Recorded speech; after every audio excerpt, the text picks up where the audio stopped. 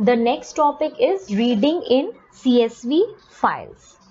So for reading a CSV file, we need a function csv.reader. It reads a reader object which loads data from CSV file into an iterable after passing delimited data. So reading from a CSV file basically involves loading of a CSV file's data, parsing it. Parsing means removing its delimitation, loading it in a Python iterable, and then reading from this iterable. So the CSV reader object does the opposite of CSV writer object. The CSV reader object loads data from the CSV file, parses it, that is removes the delimiters, and returns the data in the form of a Python iterable wherefrom we can fetch one row of data at a time. So for reading from a CSV file, following steps are to be followed. First of all, we have to import the CSV module. Then we have to open the file in a file handle in read mode. That is fh is equal to open, then the CSV file name, and then the mode. Now we have to keep in mind that the file we are going to read, it must already exist. Otherwise it will raise an exception. Now third step, create the reader object. Like previously we created a writer object. Now here we will create a reader object. The syntax will be the name of the reader object is equal to csv.reader, then the file handle, comma, the delimiter if you want to give, and again if we are not specifying the delimiter, then by default it is comma. After that, what we have to do is the reader object will store the parsed data in the form of iterable, and we can fetch it row by row through the traditional for loop one at a time. For this, what we have to do is we'll just start a for loop for rec in stu reader. Suppose stu reader is the name of the object. Okay, and then print rec. For rec, one by one record will be fetched and then it will be printed one by one. So now let us look at this practically, that how this program is actually done. So for this, we'll go back to the Python interface. So here we need this first statement, import CSV.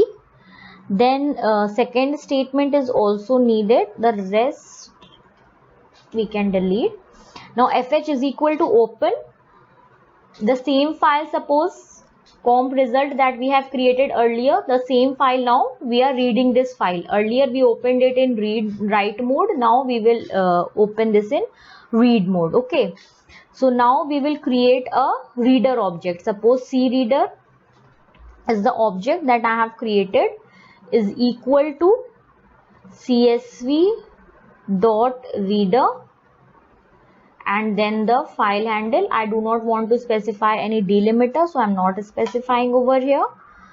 Then I will start the for loop and fetch one data row at a time. So for rec in cReader, cReader is my object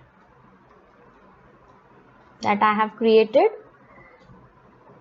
and then in rec one row at a time will be fetched and then I can print it. I'll just go ahead and save it with a different file name, read.py. I'll save this and I'll run the module. Now you can see the contents of the file that were there in the Excel file and Notepad that are displayed over here. Now you can see that after every row, one blank row has been inserted automatically. Okay, so we did not enter any blank row. Still, when we are running the program, we are seeing this over here. Why? We did not specify the new line argument actually when we were writing the file in the open function. So that is why what happens is that we can see this over here. So while creating or writing the CSV file, that is comp_result.csv, we did not mention the new line argument, and thus EOL, that is end of line translation, took place, which resulted in the blank rows after every record while reading.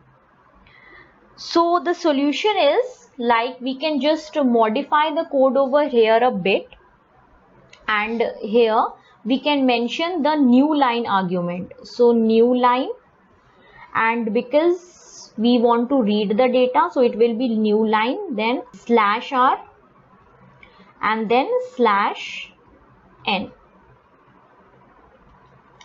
Now when we will run the program, now you can see earlier these blank rows were coming over here. Now these have gone. Now we can see the data has been displayed without any blank row.